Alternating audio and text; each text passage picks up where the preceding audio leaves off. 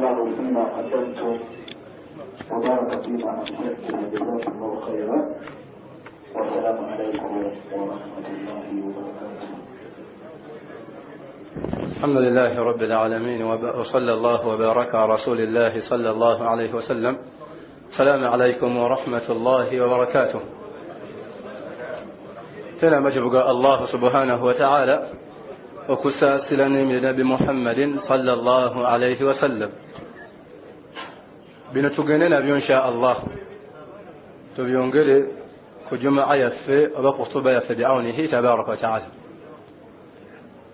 الله سبحانه سيزوك بلا ونقصى الجمع نشينغلا الله شوق وابا يقده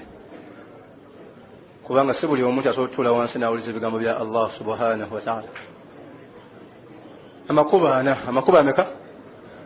oba emirimu emeka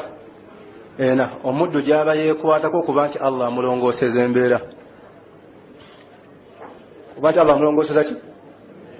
ekikwewunyisa emirimu egyo gyonna gya sunna, gyonna gyaki emirimu ena manyi beegatta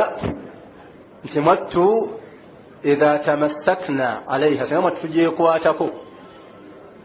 emirimu egyo Allah alongooseza omuntu embeera. Amanyi makita mwattu asbaabu as-salah, ensonga z'okuba nti omuntu alongooka mu mbeera ze zonna, si za nfuna, si za byanfuna, si mu mbeera ye ey'okuwangaala. Tubadde kutusoma ku kye bayita ni'matun wa barakatiha,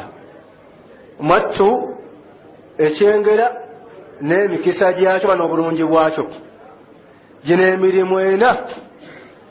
senga omwadamu agyekwatako Allah amulongooseza hayatuhu duniyawi wa ukhrawi, olamu bwe obw'edduniya n'obwakhira. Omuntu yenna atagala kuba nti abeera bulungi, yani kupata maisha ya raha, kuishi vizuri, lazima utende hivi vitendo vine. N'okuba nti mwattu okola bino ebikola bimeka bina. Ekisooka, omulimu ogusooka ye salatu al-layl. Salatu al-layl, omulimu ogusooka salatu al-layl, yani kusali usiku wa manane, okuba nti omuntu mwattu asaala obudde obw'ekiro. Yituyita salatu al-layl, manyamu gye mwattu salatu al-muttaqin, alabagiyita mwattu salatu al-awwabin, essala y'abagonvu, salatu al-layl. Salatu al-layl ko ebigambo bingi, wabula erina ebiseera bino wammanga. Omuntu asobola okusala salatu al-isha oluvannyuma n'asala salatu al-layl, kisobokera ddala, tufenna aba asadde al-layl. Osobola okusala mwattu salatu al-layl okuva ku ssaawa 6 ogw'ekiro paka ssaawa 9, abasadde ki layl, abasadde ki sokusala mwattu al-layl okuva ku ssaawa 9 paka ssaawa 11 aba asadde layiri ddala. Oba oluganda lutegerekeka? Mbagambe baada salatu isha abasadde ki layl, ssaawa 6 paka 9 asadde ki, naye okuva ku ssaawa 9 paka ssaawa 11 asadde layiri ki layiri ddala. Omuntu ayinza okugamba ndeetera emmere naye toweerabira ensujju, naye toweerabira ki? Omanyi bannashari'a tulina aqaidi ez'enjawulo, kitega n'oleeta emmere yonna nga tataddeeko nsujju obanga atakoze eki. Kati omuntu asala ine layiri mwattu ze zisiŋŋana amaanyi. Naye Muhammad sallam haditha bin Mas'udin radiyallahu anhu yagiramira bassahaba naga nti mwattu alaykum biqiyami al-layl, mbalamira okuyimirirako obudde obw'ekiro. Yani awusiya kusali layli, mbalamira okusala salatu ki layl, fa innaha mardatu lirabbikum, layli omuntu wagisaala awo Allah wasinga okuba nti amusiimira. Naam, Allah wasinga okuba nti amukola ki amusiimira. N'agamba nti wa maghfiratun lis-sayyi'at, omuntu wasala layl Allah amusonyiwa amaki, niwaba tagambye nti ayi Allah nsonyiwa amazambi. agamba nti wa maturadatun lidda'i anil jasad, ekkubo erisooka salatu layl omuntu wagisaala Allah wasinga omumusiimira. olwaki bagamba nti essola etaliimu riya, nti oba gundi agenda kukulaba ozuuka wekka nolaba amazzi aganyuka nokati nosala. isama tubagita salatu lmuttaqin, fayabadde abagonvu eri Allah subhanahu wa ta'ala. ekirala Allah akusonyiwa amazambi. ekyokusatu wa maturadatun lidda'i anil jasad, kigoba obulwadde mu mubiri. amradun alqalb wa amrad albadan, endwadde z'omutima endwadde z'omubiri. omulimu attu endwadde z'omutima alhasad alghira ashahna alhiqad, enge efubitizi ensaalo obutaagaliza omuddu taba nabyo, n'obulwadde bw'omubiri nga mumanyi kuba Qur'an ddagala ku ndwadde z'omubiri n'ez'omutima. agati wada'abu salihina man kana qablakum, ate yenneeyisa y'abalongoofu abaatukulembera kusala layl. kusala ki? kusala layl. tanabi Muhammadin saa sallam mukuba nti layli kabaka kati yanjawulo nnyo weyafunanga ebizibu Allah muga kusala salatu layl. Allah mukani yagamba nti qad na'lam annaka yadhiqu sadruka bima yaqulun فسبح بحمد ربك وكن من الساجدين. قال نعلم أنك يضيق صدرك بما يقولون. فسبح بحمد ربك، تلز الله سبحانه وتعالى. وكن من الساجدين كناية هنا عن صلاة الليل. أتم صلاة الليل ويغزر فلم صلاة الليل. نبي محمد صلى الله عليه وسلم الله موغا بقصة صلاة الليل نافون يبزو بجنة وروين سونغا أين الدالة الدنيا. ومن الليل فاسجد له وسبحه ليلا طويلا. ومن الليل فتهجد به نافلة لك عسى أن يبعثك ربك مقاما محمودا. ومن الليل كبك فاسجد له وسبحه ليلا طويلا. ويغم التووني ينفذ لنا بزبو بيودنا يغم مكدوا في الشيخ مرجع داسا لنيو الله مساسر أجي كرز. ومن الليل فتهجد به نافلة لك. كوبشمتو سنز الله سبحانه وتعالى نقول قوم عسى أن يبعثك ربك مقاما محمودا. الله وتقول محمد أجينا قصة مشفيشو موين أنا متو عسى أن يبعثك الله كبانتي متو قصة مقاما لك تشتك النبي محمد صلى الله عليه وسلم كتبنا تمتو تشيغامي تشيل عام تشيل عام بلينا صلاة الليل الله موش فيشو مشي أمسرامتي ate mu ngeri zonna mu riziki ne mu mbeera ne mu maaso ga Allah subhanahu wa ta'ala. Yellayl yeshi yellayl ne wajja riwaya egamba nti abantu bagenda okufuna abawala abalina amabeera ag'ettutu n'okuba nti babeera mu byengero eby'ebbeeyi basaze ba salatu layl. olwasiyaqu ya ayat eziri mu suratu sajida. suratu man? Allah yakubaddu abasala layl. الله يقول تتجافى جنوبهم عن المضاجع يدعون ربهم خوفا وطمعا ومما رزقناهم ينفقون فلا تعلم نفس ما أخفي لهم من قرة أعين جزاء بما كانوا يعملون. تتجافى جنوبهم عن المضاجع بيلك زمتو emibiri gyabwe nebagijja ku zimazongoto nebagijja ku vetafomu nebagijja ku bulangiti ez'ekyoya nebajja nga basaba Allah subhanahu wa ta'ala yad'una rabbahum khawfan wa tama. khawfan mwattu nga begendereza nnyo Allah ate nga baluvu okuba nti Allah bawa bye bamusabye. wa mimma razaqnahum yunfiqun, ate nga bakwata musawo ne bakola ki? Allah yazzaako kye bayita ekyengera ky'omujjana yaga nti fala ta'lamu nafsun ma ukhfiya lahum min qurrat a'yun tamanyi mwattu Allah kyeyasamba wala bayina maaso ga ndege bayina mabeere ga ttutu nga jadda gyeridda nga terisigala eno mbate olisimbyeko olukokola soka weterezeemu katono ma ukhfiya lahum min qurrat twanyi mu Qur'ani Allah yabateera kati inna ansha'nahunna insha'a yabategeka olutegeka kuba tebagenda mu nsonga ng'olumba bulumbi ssaawa 4 ssaawa biki olumba buki mwate nayatise nekonya akagero omukono gwazze emabega swali biki lwena wala kusajja kubeerayo ya salam Allah jalaji tu ng'olumba buki bulumbi fenna teri kukuta tewali kaddiwa teri genda manju teri kufuka byonna byaki nasal Allah salamata wal afiya nasal Allah salamata wal afiya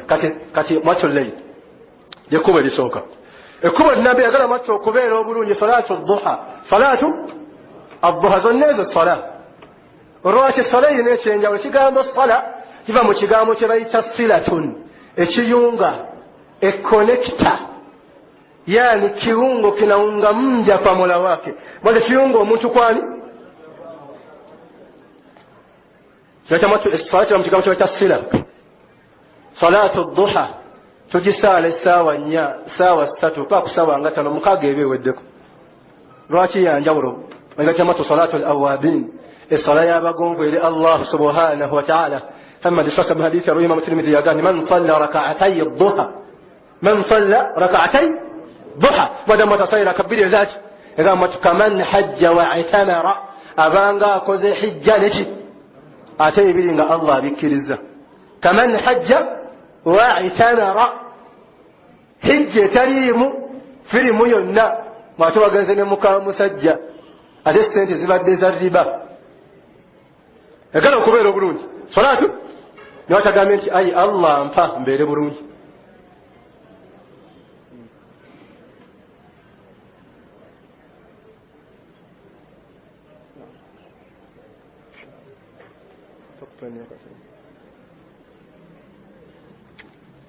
naam man salla rak'atay duha wala mtu asali raka mbili ezaki raka meka eza duha sawa 5 abanga akoze hijja ni umra atenga bitufu atenga biki kubanga hijja eleta riziki na jagamba sawa nti hujju mukole hijja fa innal hajja samatu hijja miftahu rizq miftahu egulawo wano tokaaba government yetu yambe oluyimba oluvaako olwo just duha vewa kao masa salatu subh waja riwaya kati mwada matu asala salatu subh fa thumma baqiya fi musalla nasaka matu watu defenna hatta paka obudde bwaki badduha nasaki dhuhira kameka ate matu yaine dana chochi yadodala kati omwada musula natete okolera nakasofenna bela ku mulimu go paka sawa nyasa tojosa ali dhuha tubeno de kubala nema sirake sabi Allah iye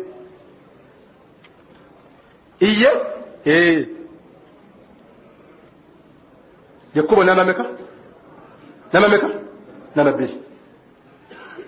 ekuba namba 3 ye sadaqa yeki sadaqa ngasiya mulanga fena gokubancho omwana adam mu mali alina mu program kibule kafunja ngayo masjid enkumi zange mmeka nga mwatu kiri ku program yo saday routine saday what routine nga omwadamu achancha agasinkane wa Allah empera kyemujjosa nti abasadaka n'abasala balina amadala atagenjawulo twati mwatu wali kusatu sajida Allah yagamba tatajafa junubuhum almadaji yad'una rabbahum khawfan wa tama'an mimma razaqnahum yunfiqun nga mali ya amanti mwatu lwa kutano njakuwangayo mutwalo الله مقانش يقانش والذين يؤتون ما آتوا وقلوبهم وجلة أنهم يا ربهم راجعون وما تروا الله يا بود أتنى متماجا يليق بتساوي نبى الديوان وقلوبهم وجلة أتمتون غير كلم وجد وجلا متون غافني وقال كاتي متوا الله زلايو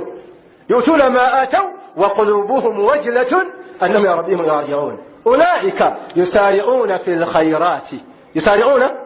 abakola mu bwangu okuba nti bakola emirimu emirungi wahum laha sabiqun ate mwattu nga bavuganya kujyo sadaka dekuwa namba meka namba 3 sadaka ine ekyenjawulo ng'obudde ku hadisi ya Muhammad sallallahu alaihi wasallam tilkum hadithun mwina mwattu hadith egamba nti as-sadaqatun tutfi'u al-khati'a as-sadaqa mwattu ezikiriza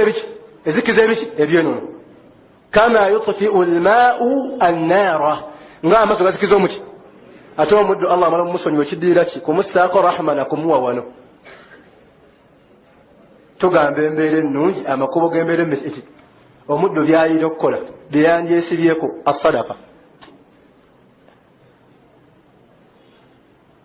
okuba nti omwada olina puroguramu mu nsawo yo nti puroguramu eno nkwata mu nsawo ku nsonga gundi ne gundi ate omala kuyina mulanga gwe bakubidde tubanange muwerodde oba okimanyi tembakusanira okola ki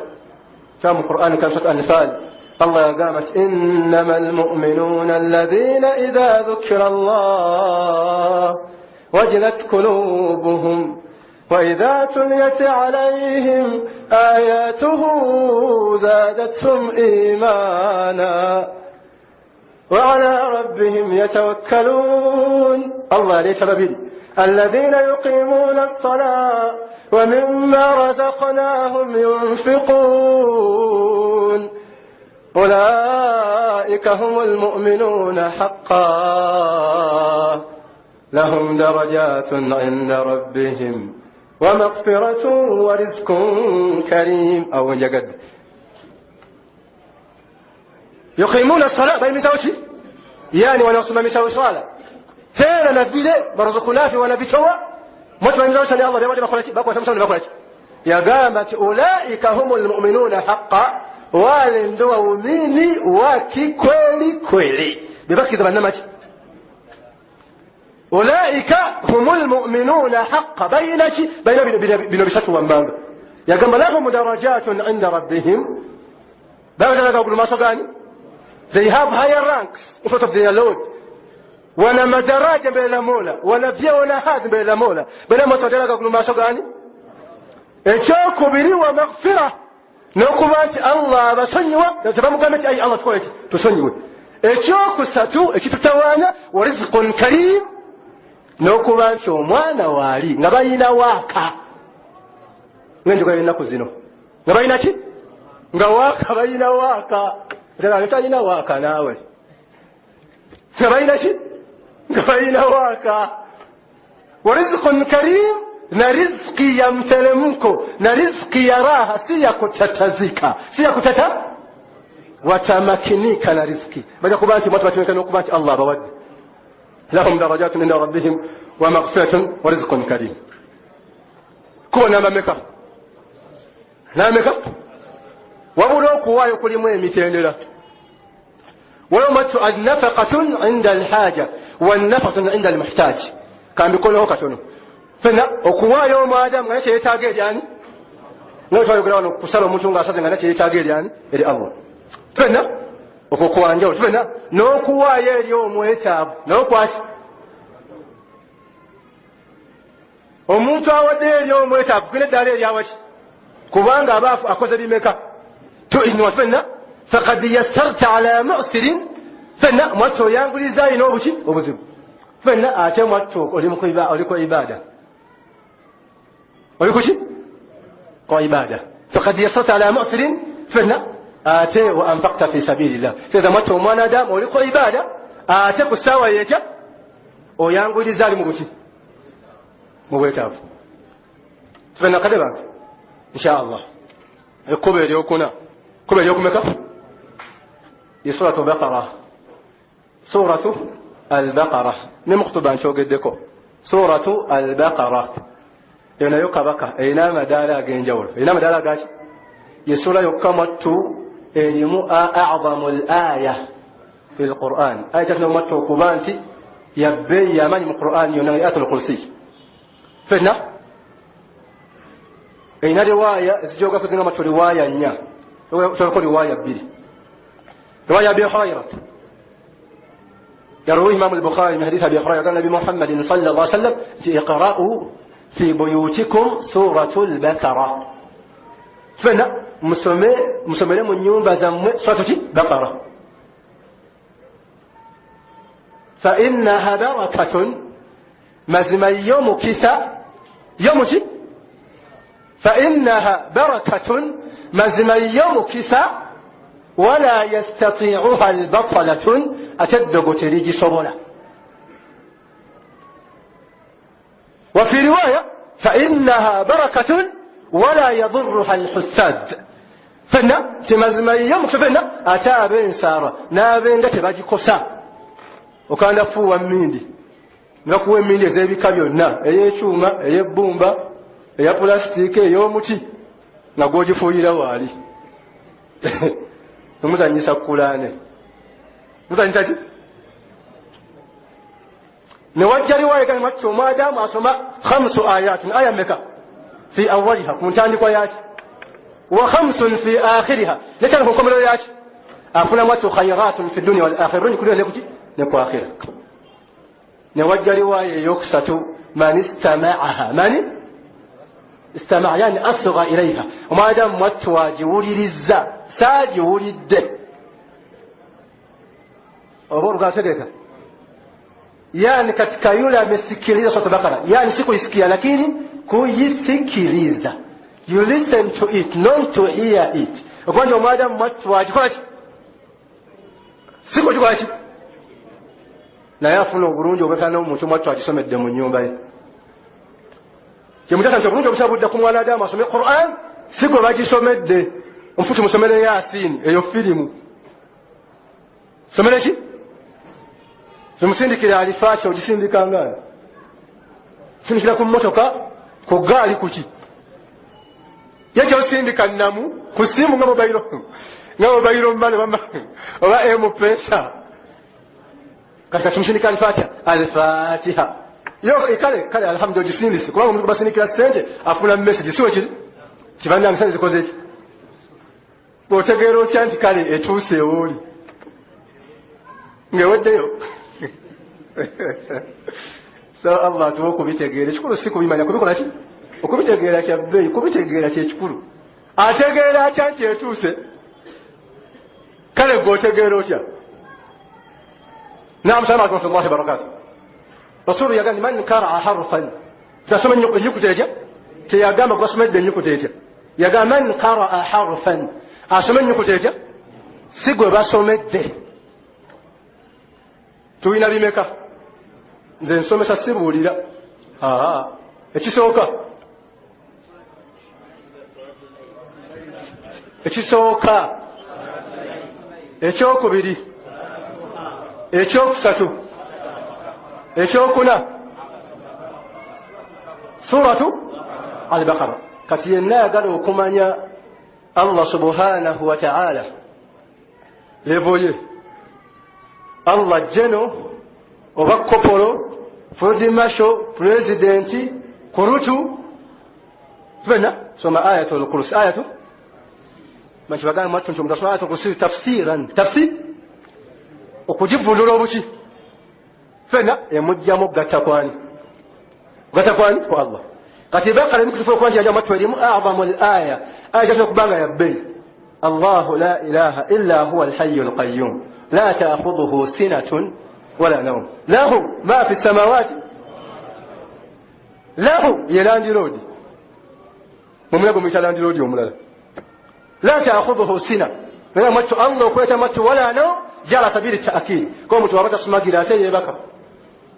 kati Allah matu la ta'khudhuhu sina asinzi wala kulala Allah matu tasmagira ateye wati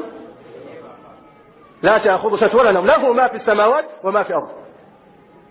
ولا يحيطون بشيء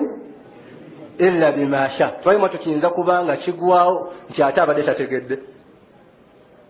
nti ate alina kyayogedde n'aseerera kati mwenna balina ekyo bemuyita abantu ebifaanako webito ebitategeerekeka fenna abamu mukangakanga abantu nze ndi mubwa nze ndi gunja nze mpologoma tugamba oyategeera Allah ali ku lebo ki la ta'khudhu sinatun wala nawm balakaye babba emisana ng'ali mu dduuka olanga netera airtime n'akyuka nga ne bajjawo essimu fenna kati allah gati mwati wala yuhituuna bishay min ilmihi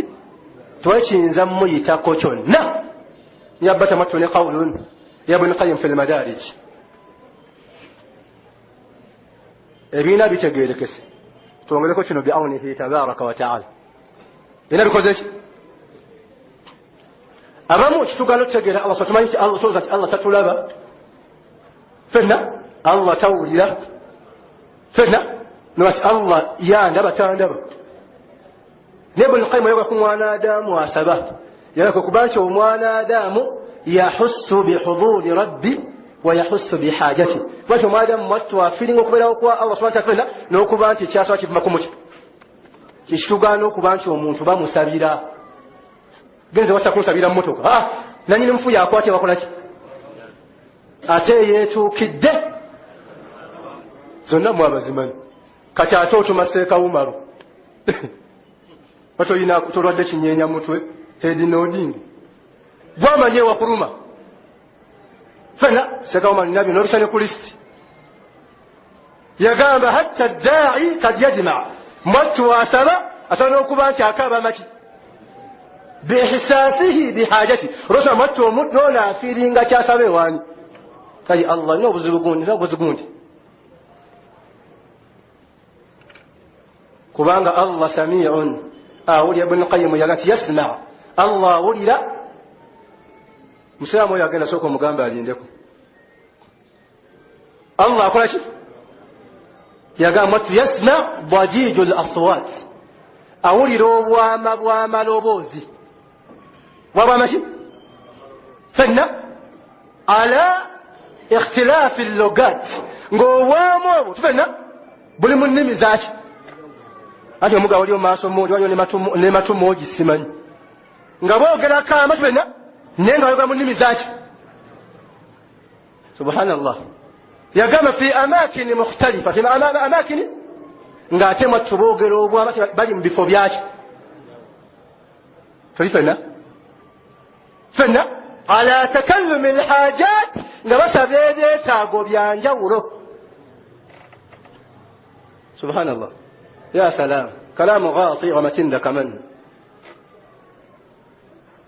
fenna ala takallumi lhajat basaba ebyetaago byaki yakati wala yashghaluhu sam'in an sam'in wala qada'i hajatin ala hajatin n'atabuzaabuzibwa olunyankole nga saamuwulidde ate olusoga yabadde asaba ki ng'ajagala mukama nnyo wadde asaba mwattu ennyonyi mu lucope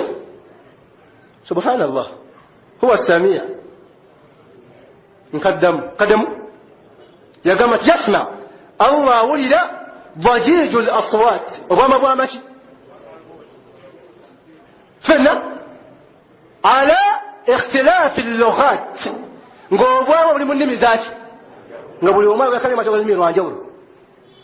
imaana wange mfite kibazo ruhanga wange nina obuzibu mola wangu mbona nina shida oh my lord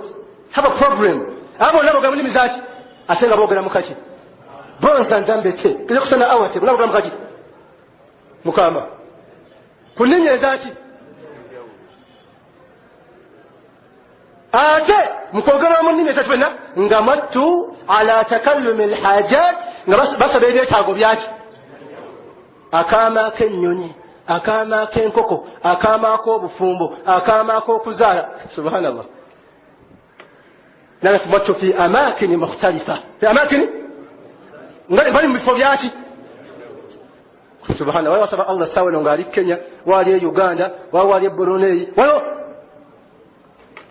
ate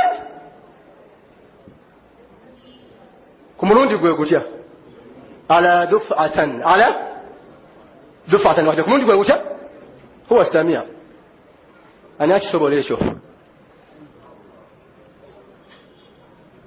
agattaku allah subhanahu wataala balina ekizibu kiki